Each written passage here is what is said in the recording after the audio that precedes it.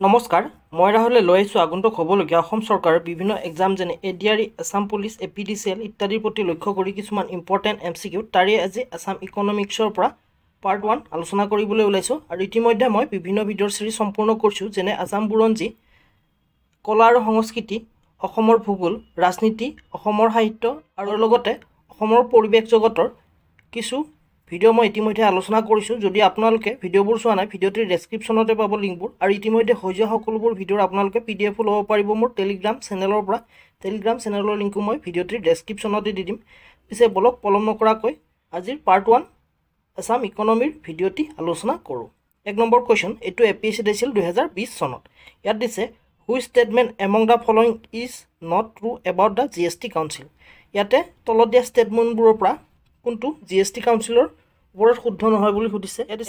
Is a statutory body এটো right কাৰণ GST council এটা ষ্টেটৰী বডি ই কনস্টিটিউশনাল বডি নহয় নেক্সট দিছে it is chaired by the prime minister of India এটো ভুল it chaired by finance minister হ'ব আৰু বৰ্তমান ফাইনান্স মিনিষ্টাৰ নিৰ্মলা সীতাৰামনে এটো চেয়াৰ কৰে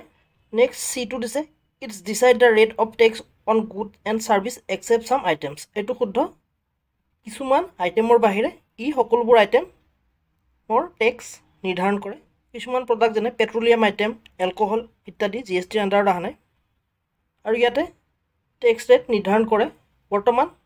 ভাৰতৰ জিএসটিৰ আন্ডাৰত চাৰিটা টেক্স স্লেব আছে হেকিটা হৈছে 5% 12% 18% আৰু 28%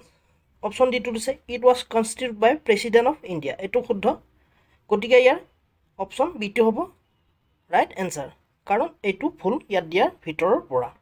তাৰোপৰি জিএসটি কাউন্সিল 1 জুলাই 2017 চনত ইয়াক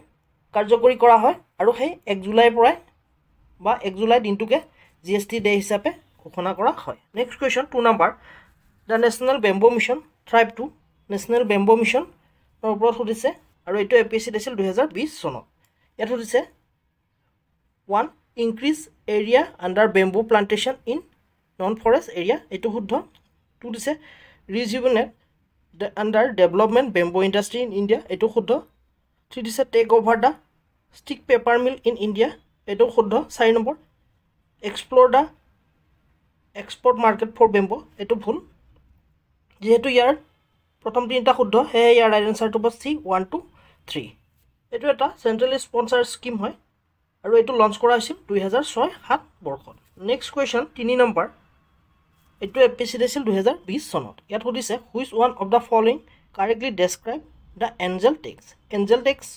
ওপৰত সুধিছে আৰু তলত দিয়াবোৰৰ পৰা কোনটো কাৰেক্টলি ডেসক্ৰাইব কৰে বুলি সুধিছে এই এঞ্জেল টেক্সটো বিশেষকৈ শ্বেয়াৰ মাৰ্কেটৰ ওপৰত লগোৱা হয় বা যিসকলে শ্বেয়াৰ মাৰ্কেটত ইনভেষ্ট কৰে তেওঁলোকে জানিব ওয়ান দিছে a tax imposed on the super rich people এটো ভুল সুপাৰ ৰিচ পিপলৰ ওপৰত লগোৱা টেক্সটো এঞ্জেল টেক্স নহয় সুপাৰ ৰিচ পিপল সকলৰ ওপৰত বিশেষকৈ ইনকাম টেক্স বা প্ৰফেশন টেক্স ইত্যাদি লগোৱা হয় বিছে a tax relief given for doing social work এটো ভুল সি দিছে a type of capital gain tax imposed when startups receive fund which is higher than their fair market value of the share sold এটো শুদ্ধ D দিছে a tax relief given to startup for doing innovative work এটো ভুল Your right answer to C. A type of capital gain tax imposed when startups receive fund which is higher than their fair market value share sold. আৰু এই Angel টেক্সটো introduce কৰা হৈছিল 2012 চনত আৰু ইয়াক আনা হৈছিল ইনকাম টেক্স এক্ট 1961 ৰ আন্ডাৰত আৰু এই টেক্স মানি লন্ডাৰিং ৰোধ কৰাৰ বাবে আনা হৈছিল 4 number question name the Indian citizen who is also a Nobel laureate in economics ইকনমিক্সত নোবেল প্ৰাইজ পোৱা ব্যক্তিজনৰ নাম সুধিছে ভাৰতৰ যিজন সিটিজেন হয় এ দিছে অভিজিত বেনাৰ্জী বি দিছে অমৰ্ত্য সেন সি দিছে জগদীশ ভাগৱতী ডি দিছে হৰ গোবিন্দ খোৰানা ইয়াৰ ৰাইট আনসাৰটো হ'ব বি অমৰ্ত্য সেনেই ভাৰতীয় নাগৰিক যিজনে ইকনমিক্সৰ ওপৰত নোবেল বঁটা পাইছিল আৰু তেওঁ এই নোবেল প্ৰাইজ 1998 চনত পাইছিল আৰু তেওঁ ওয়েলফেয়াৰ ইকনমিক্সৰ ওপৰত কন্ট্ৰিবিউশনৰ বাবে এই বঁটা পাইছিল next question 5 number Assam export in the largest amount of which of the following product তলত দিয়া প্ৰডাক্টবোৰৰ পৰা অসমে কোনটো সৰ্বাধিক এক্সপোৰ্ট কৰে বুলি সুধিছে এ দিছে টি বি দিছে জিঞ্জাৰ চি দিছে কোল ডি দিছে অইল ইয়াৰ ৰাইট এনচাৰটো হ'ব এ টি অসমে টি সকলোতকৈ বেছি এক্সপোৰ্ট কৰে আৰু ভাৰতৰ টি উৎপাদনৰ মুঠ 50ৰ পৰা 55% অকল অসমেই উৎপাদন কৰে তাৰোপৰি কোল উৎপাদনৰ ক্ষেত্ৰত ঝাৰখণ্ড সকলোতকৈ আগত তাৰপিছতে উৰিষ্যা মধ্যপ্ৰদেশ আৰু অইল উৎপাদনৰ ক্ষেত্ৰত ৰাজস্থান সকলোতকৈ আগত ৰাজস্থানে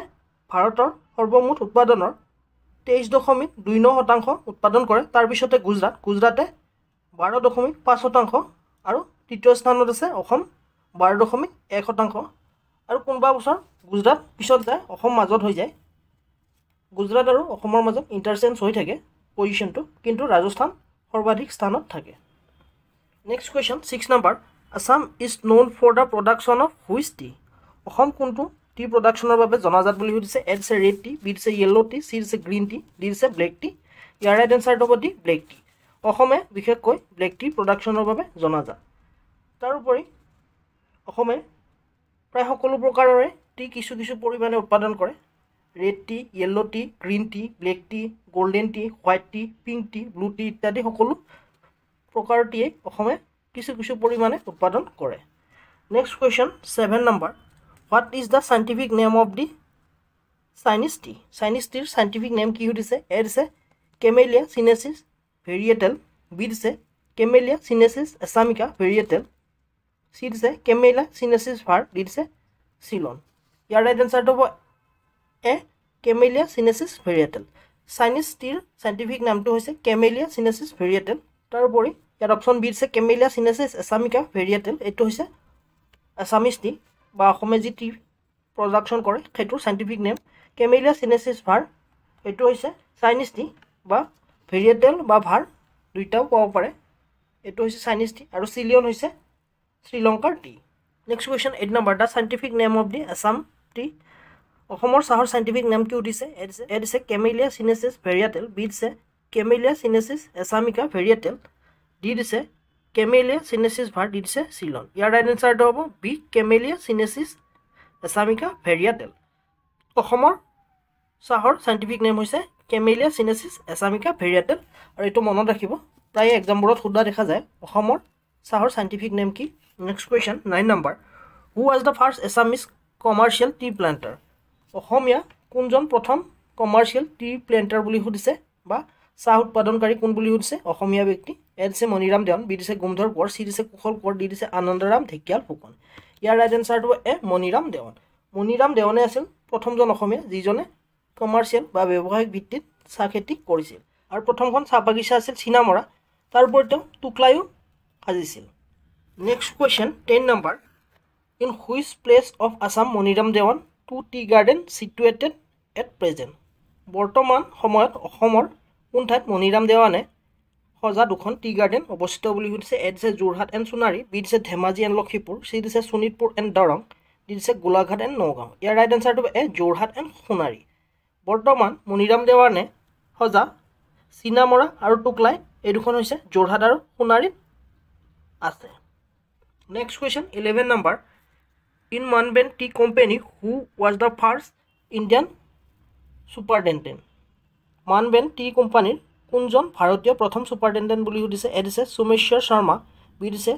মণিৰাম দেৱান চি দিছে গোমধৰ কোঁৱৰ ডি দিছে আনন্দৰাম ঢেকিয়াল ফুকন ইয়াৰ ৰাইট এনচাৰটো হ'ব এ সোমেশ্বৰ শৰ্মাই আছিল প্ৰথমজন ভাৰতীয় ছুপাৰিনটেণ্ডেণ্ট মানবেন tea company next question 12 number the headquarter of Assam company limited is Assam company লিমিটেডৰ হেডকোৱাৰ্টাৰ ক'ত বুলি সুধিছে এ দিছে নাজিৰা বি দিছে ডিগবৈ চি দিছে গুৱাহাটী ডি দিছে সোণাৰী ইয়াৰ ৰাইট এনচাৰটো হ'ব এ নাজিৰা অসম কোম্পানী লিমিটেডৰ হেডকোৱাৰ্টাৰ নাজিৰা আৰু মই এটাত হেডকোৱাৰ্টাৰ কলকাতা বুলি পাইছোঁ আৰু ইয়াক ষ্টাব্লিছ কৰা হৈছিল 1839 চনত বুলি পাইছোঁ যিটো হেডকোৱাৰ্টাৰ কলকাতাত অৱস্থিত আৰু ইয়াক বিশেষকৈ অসমত চাহ বাগিচা সজা আৰু ইয়াক অপাৰেট কৰাৰ বাবে ইয়াক সজা হৈছিল বুলি পাইছোঁ তদুপৰি এই কোম্পানীটোৱে ভাৰতৰ বিভিন্ন ঠাইতো ইয়াৰ কাম কাজ চলাই নিছে বুলি পাইছোঁ কোনটো শুদ্ধ হয় আপোনালোকে জনাবচোন কলকাতা হেডকোৱাৰ্টাৰ নে নাজিৰা হ'ব হেডকোৱাৰ্টাৰ নেক্সট কুৱেশ্যন 13 নম্বৰ for the first time which company discover crude oil in Assam প্ৰথমবাৰৰ বাবে কোনটো কোম্পানীয়ে অসমত ক্ৰুড অইল ডিস্কভাৰ কৰিছিল বুলি সুধিছে এ দিছে Assam railway and trading company আৰু শৰ্টকৈ পাব পাৰে AR&T Co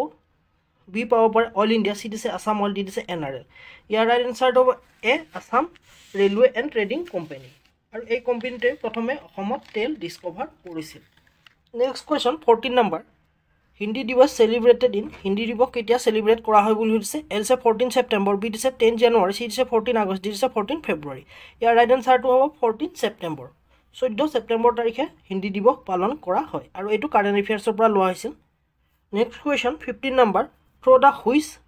mission princely state Hyderabad March with India এইটো কাৰেণ্ট এফেয়াৰ্ছত আছিল কোনটো মিছনৰ জৰিয়তে হায়দৰাবাদক ভাৰতৰ সৈতে সংযোগ কৰা হৈছিল বুলি সুধিছে এ দিছে অপাৰেশ্যন পলু বি দিছে অপাৰেশ্যন বিজয় চি দিছে অপাৰেশ্যন দেৱী শক্তি ডি দিছে অপাৰেশ্যন গংগা ইয়াৰ ৰাইট এনসাৰটো হ'ব এ অপাৰেশ্যন পলুৰ জৰিয়তে হায়দৰাবাদক ভাৰতৰ সৈতে সংযোগ কৰা হয় তাৰোপৰি অপাৰেশ্যন বিজয় দিছে অপাৰেশ্যন বিজয়ৰ জৰিয়তে 1961 চনত গোৱা দামন দিউ পৰ্তুগীজৰ হাতৰ পৰা ভাৰতৰ সৈতে সংলগ্ন কৰা হয় নেক্সট দিছে চি দেৱী শক্তি হৈছে ভাৰতীয় নাগৰিকসকলক যেতিয়া 2021 চনত আফগানিস্তানত তালিবানে শাসনভাৰ লয় তেতিয়া এই লোকসকলক ইভাকুৱেট কৰাৰ বাবে এই অপাৰেশ্যন চলোৱা হয় তাৰোপৰি অপাৰেশ্যন গংগা চলোৱা হয় 2022 চনত যেতিয়া ৰাছিয়া আৰু ইউক্ৰেইনৰ মাজত যুদ্ধ হয় আৰু ইউক্ৰেইনৰ পৰা ভাৰতীয় নাগৰিকসকলক উদ্ধাৰ কৰাৰ বাবে এই অপাৰেশ্যন গংগা চলোৱা হয় গতিকে 15 নম্বৰ ৰাইট এনসাৰটো হ'ব এ অপাৰেশ্যন পলু সো আজিলৈ মানে আশা কৰোঁ মোৰ ভিডিঅ'টিৰ জৰিয়তে আপোনালোকে উপকৃত হ'ব যদি ভিডিঅ'টি ভাল লাগিছে লাইক কৰিব কিবা আপগ্ৰেড কৰিবলগীয়া থাকিলে মোক কমেণ্ট কৰি জনাব পাৰে তদুপৰি যোৱাৰ আগতে চেনেলটো ছাবস্ক্ৰাইব কৰিবলৈ নাপাহৰিব আৰু আপোনালোকৰ বন্ধু বান্ধৱীৰ মাজত পাৰিলে চেনেলটো শ্বেয়াৰ কৰি দিব আজিলৈ মানে পুনৰ এটি নতুন ভিডিঅ'লৈ অতি শীঘ্ৰে লগ পোৱাৰ প্ৰতিশ্ৰুতিৰে আজিলৈ ধন্যবাদ